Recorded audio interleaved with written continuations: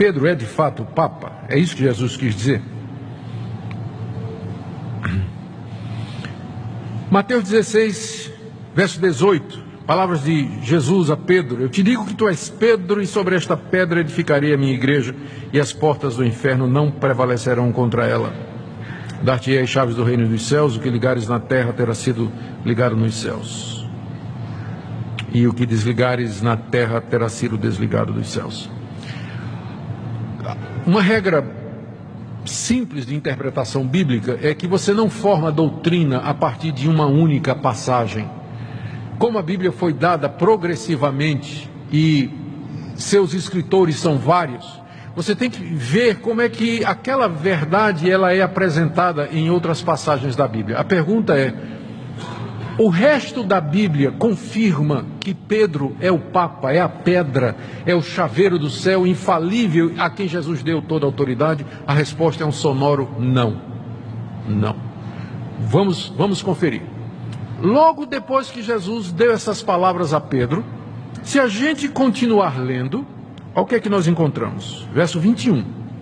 Nesse tempo começou Jesus a mostrar aos discípulos que era necessário seguir para Jerusalém e sofrer muitas coisas dos anciãos, dos principais sacerdotes e dos escribas, ser morto e ressuscitado no terceiro dia. Então Pedro, a quem Jesus já tinha dito: tu és Pedro, e sobre essa pedra edificarei minha igreja, darei as chaves dos céus, etc. Pedro, chamando-o à parte, começou a reprovar a Jesus, dizendo: tem compaixão de ti, Senhor, isso de modo algum te acontecerá. Mas Jesus, voltando-se, disse a Pedro: arreda, Satanás, tu és para mim pedra de tropeço. A pedra aqui é de tropeço.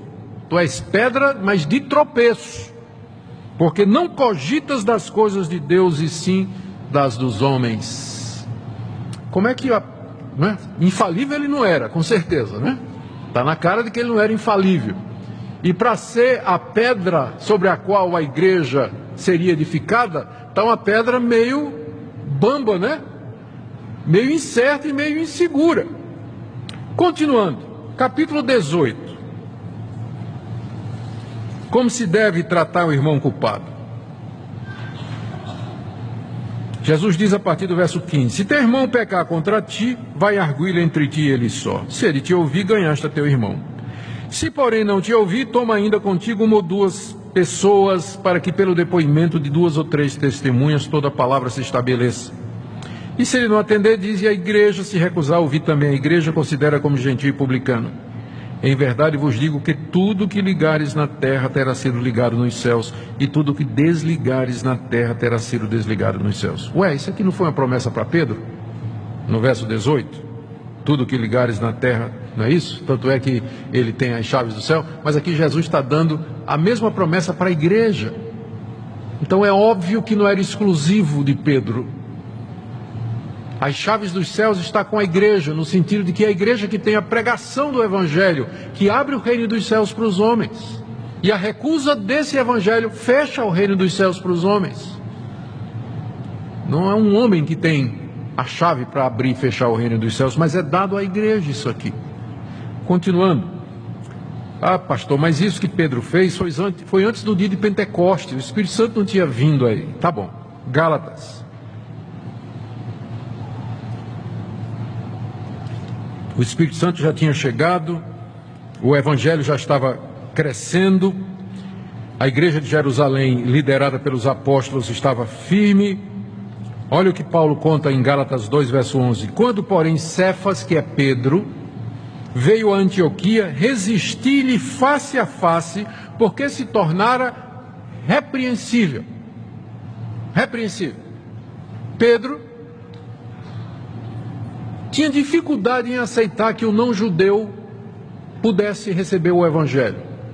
Ainda era o ranço do legalismo judaico. E aí o que é que acontecia? Quando Pedro estava com os judeus, ele se comportava como judeu, mas ele queria que os gentios, ou pensava que era melhor que os gentios se circuncidassem, se tornassem judeus. Aí uma vez Pedro foi visitar Antioquia, que era uma igreja feita de não-judeus. E chegou lá, ele resolveu fazer o jogo. e sentou-se lá com os gentios e comendo com eles e tudo, tendo comunhão. De repente o pessoal diz: olha, está chegando uma turma aí da igreja de Jerusalém, aqueles judeus ortodoxos e tudo mais. Aí Pedro já começou a disfarçar, ele não queria ser visto comendo com os gentios, tirou o time de campo, ficou meio assim de canto. Aí Paulo chegou. Aí quando Paulo viu, Paulo esqueceu que Pedro era o Papa, né? Disse: por que você está fazendo essa incoerência? Gálatas 2.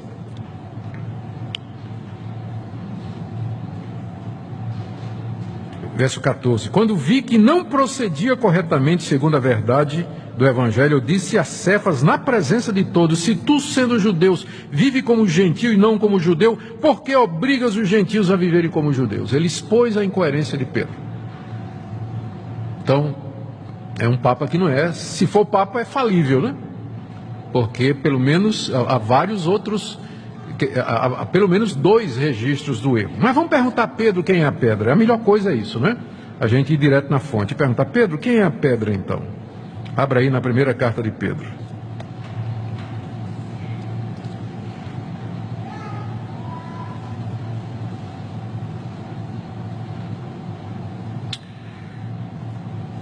Vamos ler 1 de Pedro, capítulo 2,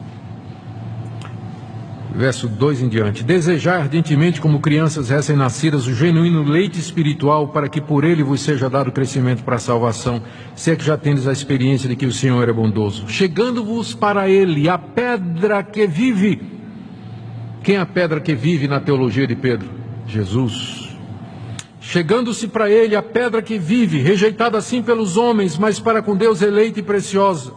Assim vós mesmos, como pedras que vivem, todo cristão é pedra nesse sentido. Sois edificados, porque somos como tijolos da construção que é a igreja. Sois edificados casa espiritual, para serdes sacerdócio santo, a fim de oferecerdes sacrifícios espirituais agradáveis a Deus por intermédio de Jesus Cristo. Só nessa passagem você tem resposta a 2 dogmas católicos. A pedra é Cristo, e nesse sentido todos os crentes são parte do edifício. E todos eles são sacerdotes que oferecem a Deus sacrifícios espirituais através de Jesus Cristo. O Papa Pedro matou a teologia aqui, né? Por isso está na Escritura: eis que ponho em Sião uma pedra angular, eleita e preciosa, e quem nela crê não será de modo nenhum envergonhado. Para vós outros, portanto, o que credes é preciosidade, a pedra angular. Mas para os descrentes, a pedra que os construtores rejeitaram, essa veio a ser a principal pedra angular, pedra de tropeço e rocha de ofensa. Cristo é a pedra sobre a qual está edificada a igreja. E para quem não crê, ele é uma pedra de tropeço. A pessoa bate e cai em Cristo. Ele é a pedra. Mas então o que Jesus quis dizer quando disse a Pedro: tu és Pedro, e sobre esta pedra edificarei a minha igreja? A resposta é que a pedra ali não é a pessoa de Pedro, mas a confissão que Pedro tinha feito no verso anterior. Jesus perguntou: quem vocês dizem que eu sou? Qual foi a resposta de Pedro? Tu és o Cristo, o Filho do Deus vivo. E Jesus disse: tu és Pedro, e sobre esta pedra, esta declaração que você fez, eu vou construir a minha igreja. Agora bate com o resto da Bíblia. O resto da Bíblia diz que a pedra sobre a qual a igreja se edifica é Cristo, o Filho de Deus. Você ainda pode dizer assim: se você quer insistir que Cristo está dizendo tu és Pedro, e sobre esta pedra, Jesus estava apontando para Pedro, é o Pedro confessante, é o Pedro enquanto dizendo tu és o Cristo, o Filho do Deus vivo. E ali ele está representando todos os cristãos que confessam essa verdade. A igreja é edificada sobre a verdade de que Cristo é o Filho do Deus vivo, o Salvador do mundo, o único mediador, e não a pessoa frágil, incoerente do apóstolo Pedro, e muito menos dos seus sucessores.